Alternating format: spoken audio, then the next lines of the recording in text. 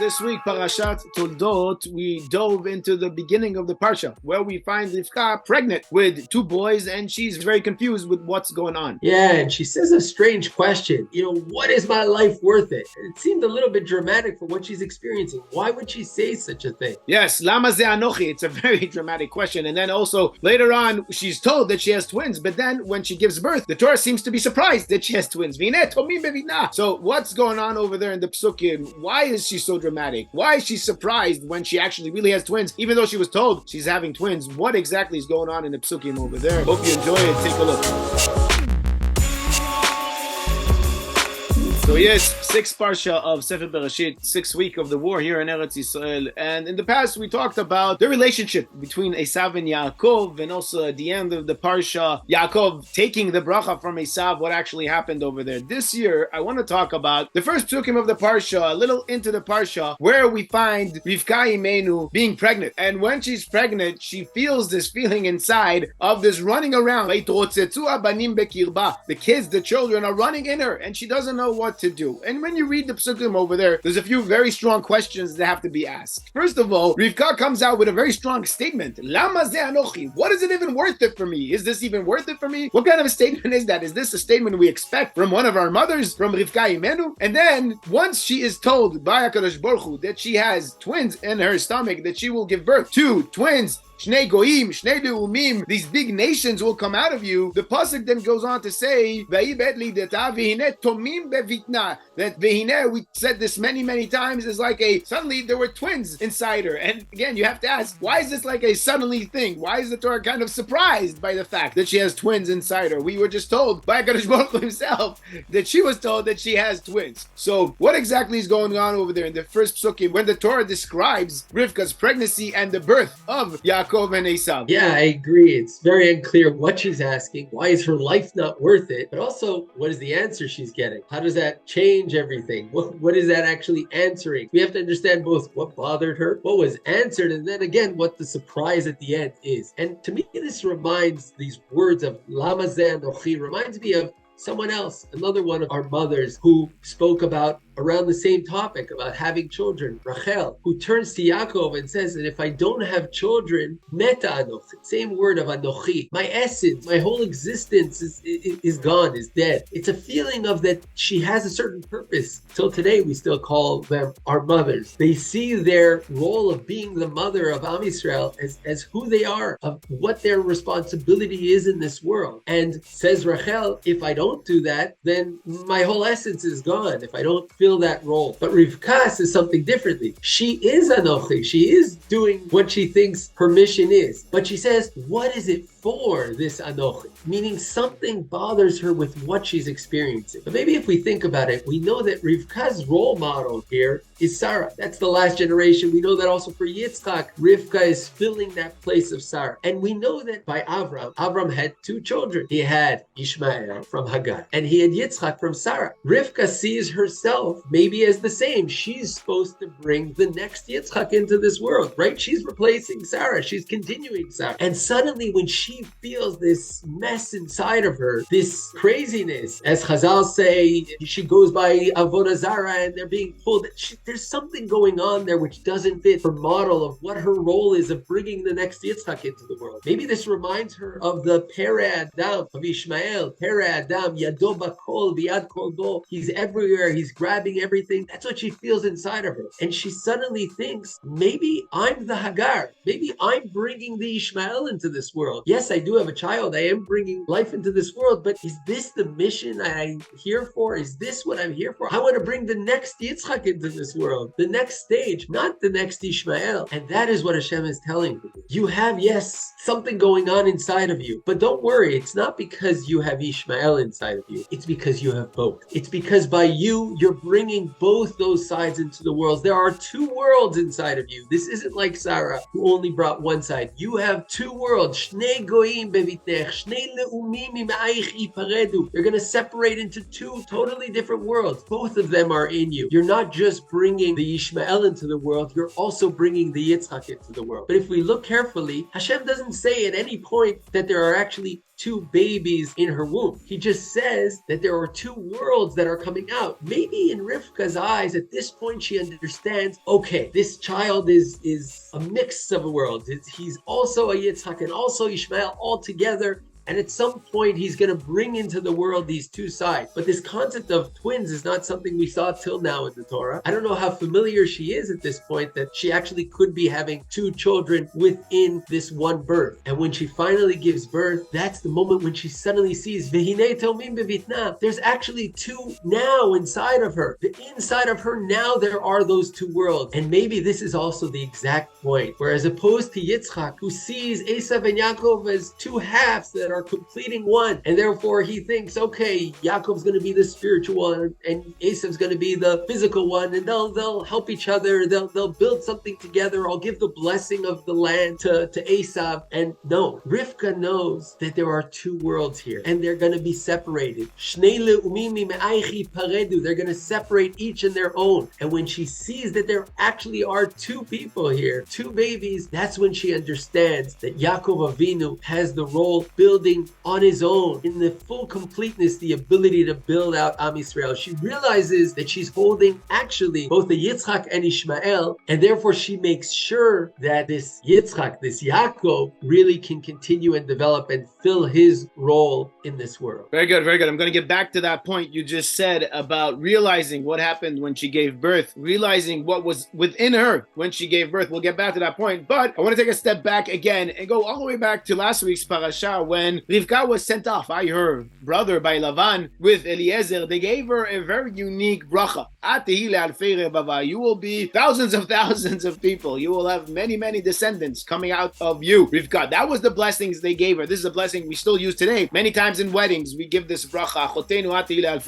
And knowing that that's the blessing she got. And in the beginning of this week's parasha, when the Torah tells us that for 20 years, Rivka was barren and they didn't have any children. And then finally, she is pregnant. Well, she's not like Sarah, who had to wait until the later years when she was in her 90s. But it did take her 20 years. And then when she was finally pregnant, this battle within her is driving her towards HaKadosh Baruch Hu to ask HaKadosh Baruch Hu, what is this battle about? And then again, like we keep on saying, you have to pay attention to the language the Torah uses, because these words of Lama ze anochi, if you take a peek a little bit ahead and a few more psukim, they sound very much like another question we find over there in the next story when Esav comes back from the field and he's tired, and Yaakov says to him, sell me your bechora, sell me the fact that you are a firstborn. Esav says, Lama li ze bechora, why do I need this? And Esav points out on something very specific, why do I need this thing for myself?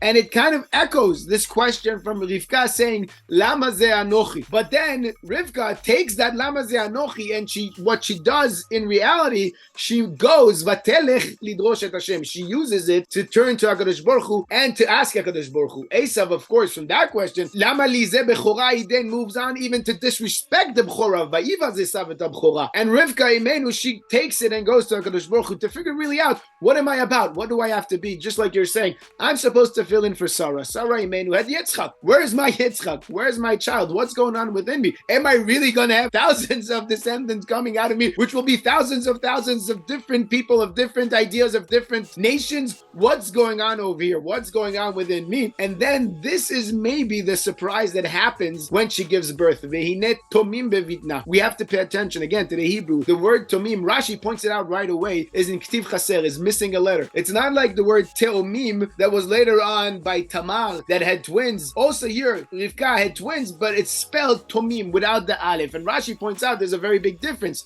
between the two cases. Rashi points out that over there by Tamar it's two tzaddikim, and therefore it's a full word. It's teomim with an aleph. But yet by us, it's one tzaddik and one rasha, and that's why it's missing a letter. But you can't ignore the fact that this word tomim is missing a letter. And when you see the word in the Torah, tomim, it very much resembles and look like another word that we know in relation to Yaakov and Esav. Because again, in just a few psukim, we will find that Esav is an ish sadeh and Yaakov is an ish Tam Yoshev Ohalim. Yaakov is the one that we refer to as a tamim, as somebody, on the one hand, tamim today in modern Hebrew is somebody who's a little bit naive, somebody who's a little bit simple, but in the Hebrew language, tamim also means somebody who is complete, somebody who's whole. Tamim tiyeh Hashem Elokecha, as we know. Yaakov Avinu was that person, he was the Ishtam. And maybe this is what's happening over here, like you're saying, but a little bit differently. Rivka Imenu has Yaakov and Esav, and she wants to make sure that her descendants, she has this one person to move on, to continue to build Am Yisrael, that has the different powers within him, the powers of both the holiness of bringing Kedusha into the world, but also the powers of elevating this world to a higher level, taking Olam HaMaaseh and bringing it up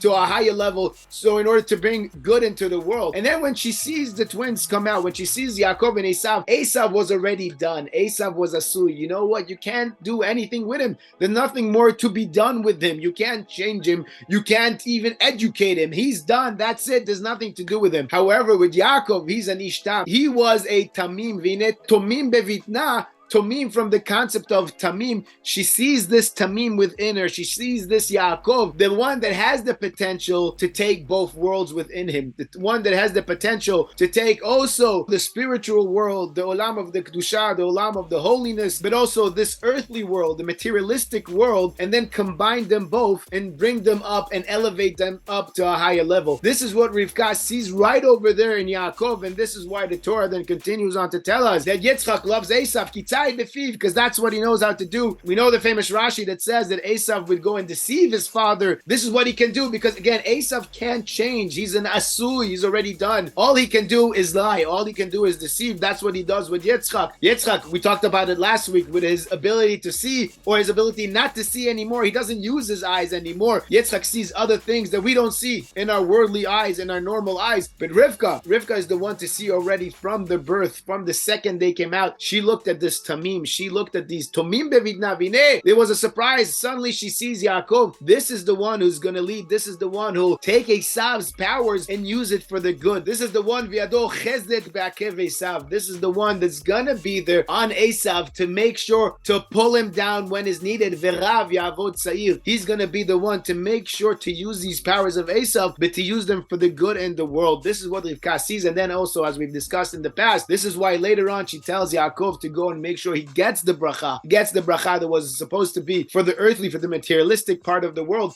to make sure he gets it too, because it's within him. This is what makes him tamim. This is what makes him complete. This is Yaakov Avinu, and then from this, Yaakov Avinu can later on, as we've also discussed in the past, can go and fight the Malach of Esav and become Am Yisrael, because this is our job in this world. We keep on seeing this. We've discussed this so many times in the past, and this is what's going on today. All over the world, we see the good of the world, we see the right of the world, and then we see the bad, we see the evil, we see the wrong, everything that's wrong in the world. This is the battle that is getting so clear now. This is what Rav Kook talks about very famously in Orot HaMilchama, Ksheyesh Milchama Ba'olam, when there is a war in the world, Mitoreret Oro Shel Mashiach, the concept of a Mashiach, the concept of a berur, to sift through the noise, to sift, just like Borer on Shabbos, to clarify, the idea of clarifying and making things more clear. This is what happens when there's a war in the world, says Rav Kook. This is what's going on now. It's becoming very, very, very clear who's on the right side of history and who's on the wrong side of history. The ideas are battling each other. The ideas, the concept of fighting each other,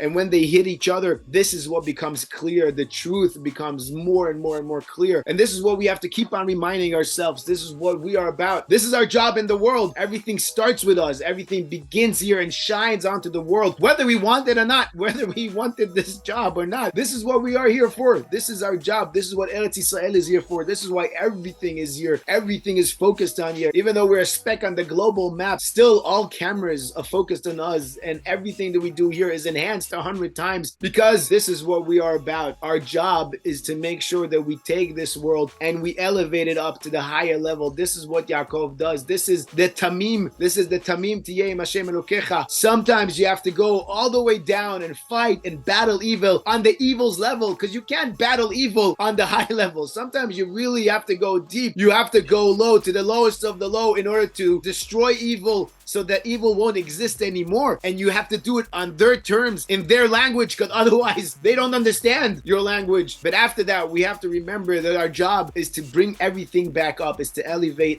everything back up. This is what Am Yisrael is about. This is what Rivka sees already over here, and this is maybe why she's so surprised to see והנה תומים בבטנה. Yeah, and you know, maybe what happens here also answers something that everyone talks about later. Everyone sees this story with Rivka not telling Yitzchak, like trying to do this whole trick, sending Yaakov so he'll get the... Why doesn't she just speak to Yitzchak? And it seems like she can't speak to him about this. There's something here, and if we look, it already starts in our psukim. Because what does she do? We would think if she wants to speak to HaKadosh Baruch Hu, or she turns to him by herself, or she turns to Yitzchak. Why does it say Vatelech lidrosh et Hashem? Where did she go? So Chazal give us an explanation. She went to Shem. Why? Yitzchak isn't enough. Yitzchak the Navi. Who else? Who's more fit to speak to? She wants to speak to God, and she feels she can't do it alone. Why doesn't she speak to Yitzchak? But it seems that already here she realizes if what she's worried about is that she's bringing the Ishmael into the world, she can't speak to Yitzchak about this. She wants to understand it's not Yitzchak. Yitzchak, she sure has to bring good into the world, but maybe she's the one who's bringing the Ishmael. And even when she understands that there's two worlds within her, she's not ready to tell that to Yitzchak. Yitzchak, the olat mima, again, that word, the tamim, he can't handle that. He's above this world. He sees Esav and Yaakov, and you were saying he doesn't see like everyone else. He sees maybe la'atid lavo, when Mashiach comes, where they'll complete themselves. Ve'alu moshim ba'ar Tzion nishpot et ar Esav, but they'll come together, and they'll really be able to complete each other and to add to each other. But that's where he is. He's not able to see that within him right now, there's an Esav, and there's this evil that's there, and she sees this. And she understands, as you're saying, that there's good